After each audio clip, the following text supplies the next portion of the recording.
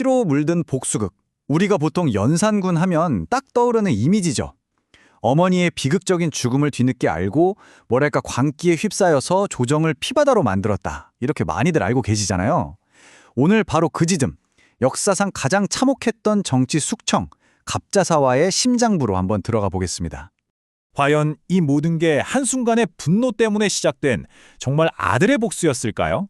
아니면 왕권을 강화하려는 욕망으로 아주 치밀하게 계획된 폭군의 거대한 설계도였을까요?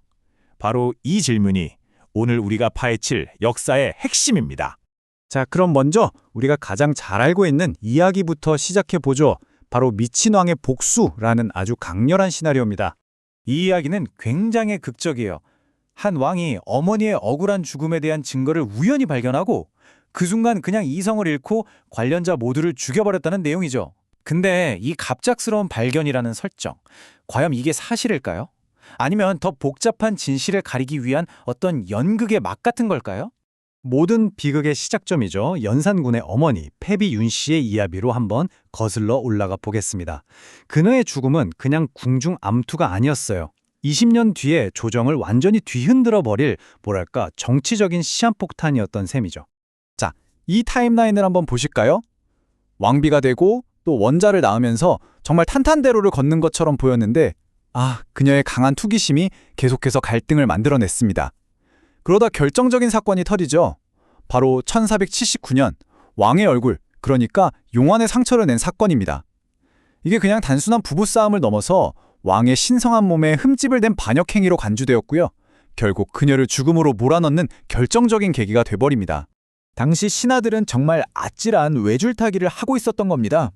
왕의 결정을 거역하자니 당장 역적으로 몰릴 판이고, 그렇다고 왕의 뜻을 따르자니 훗날 원자가 왕이 되었을 때 닥쳐올 그 피해 복수가 너무 두려웠던 거죠. 결국 대부분은 침묵하거나 동조했고, 이 선택은 나중에 그대로 자기들 목에 칼이 되어 돌아오게 됩니다. 이제 이야기의 초점을 좀 바꿔볼게요. 개인적인 비극에서 연산군의 정치적인 야망으로요. 갑자사화는 단순한 감정 폭발이 아니라 절대 권력을 향한 그의 아주 계산된 한 수였다는 겁니다. 여기서 정말 흥미로운 지점이 뭐냐면요. 실록을 보면 연산군은 왕위에 오르자마자 자기 어머니가 패비 윤 씨이고 죄를 받고 죽었다는 사실을 이미 알고 있었다는 거예요. 그러니까 갑작스러운 발견은 사실상 허구에 가깝습니다. 분노는 10년 동안 그의 안에서 조용히 끓어오르고 있었고, 그는 그 칼을 휘두를 완벽한 타이밍과 명분을 기다리고 있었던 거죠. 당시 연산군과 신하들 사이엔 아주 팽팽한 이념 전쟁이 있었어요. 신하들은 가뭄이나 홍수 같은 자연재해가 일어나면 그걸 빌미로 전하, 이건 다 전하의 부덕의 소치입니다 라면서 왕을 압박했죠. 하지만 연산군은 아니, 자연현생이 왜 내 탓이냐? 라면서 이걸 자신에 대한 도전, 즉 능상으로 받아들였습니다. 그는 신하들이 가진 이 도덕적 무기를 완전히 부숴버리고 싶었던 거예요. 바로 이때 임사홍이라는 인물이 등장합니다. 오랫동안 조정에서 소외되어 있던 그는 연산군의 이 욕망을 정확히 꿰뚫어 본 거죠. 그는 연산군에게 다가가 전하의 생각이 옳습니다 라고 부추기면서 어머니의 복수라는 완벽한 명분과 함께 숙청해야 할 인물들의 상세한 리스트까지 싹 제공합니다. 말하자면 연산군에게 임사홍은 복수의 칼날에 정확한 좌표를 찍어준 내비게이션이었던 셈이죠. 자, 드디어 막이 오릅니다. 연산군의 분노와 야망이 합쳐져서 조선 역사상 전례가 없었던 피해 홍수를 만들어냅니다. 이 표를 한번 보세요. 정말 충격적입니다. 불과 6년 전에 있었던 무오사화랑 비교를 해보면 갑자사화의 희생자 수는 이건 뭐 비교가 안 될 정도로 압도적이죠. 특히 처형당하거나 심지어 죽은 뒤에 시신이 다시 처형된 인물이 무려 122명이 넘습니다. 이건 특정 정치 세력을 제거하는 수준을 넘어서 조선의 지배층 전체를 아예 말살하려고 했던 거의 학살에 가까웠습니다. 연산군의 복수는 산 사람한테만 향한 게 아니었어요. 부관참시라는 건 이미 죽은 사람의 무덤을 파서 시신의 목을 베는 정말 상상조차 하기 힘든 형벌이거든요.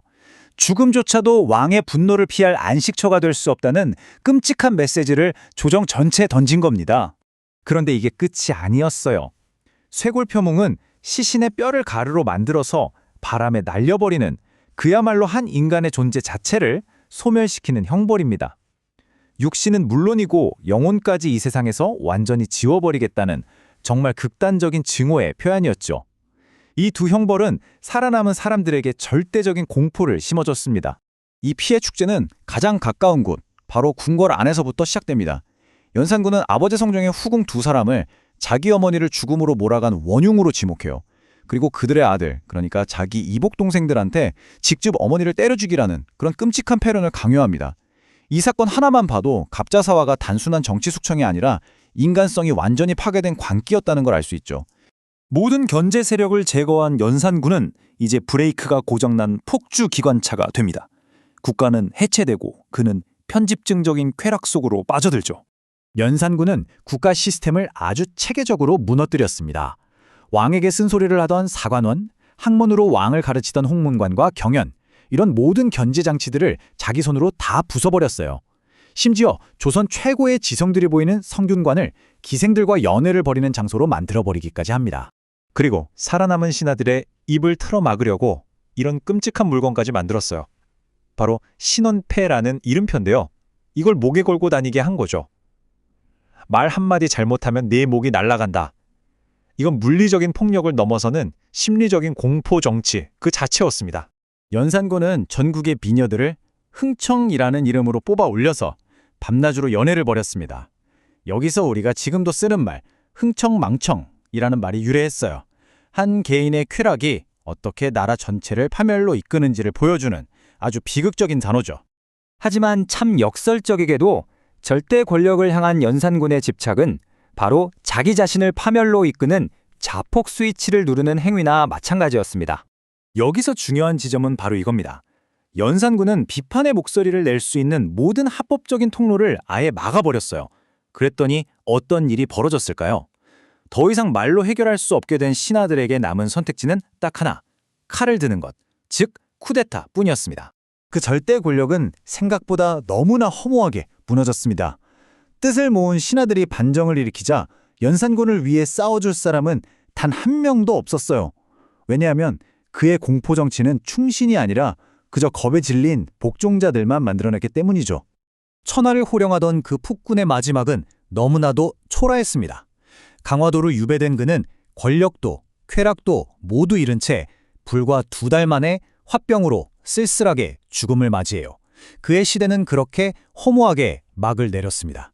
500년 전 한 폭군의 이야기는 오늘 우리에게 아주 묵직한 질문을 던집니다. 어떠한 견제도 받지 않는 무소불위의 권력에 주어졌을 때 그 끝은 결국 스스로 무너지는 길밖에 없는 것일까요?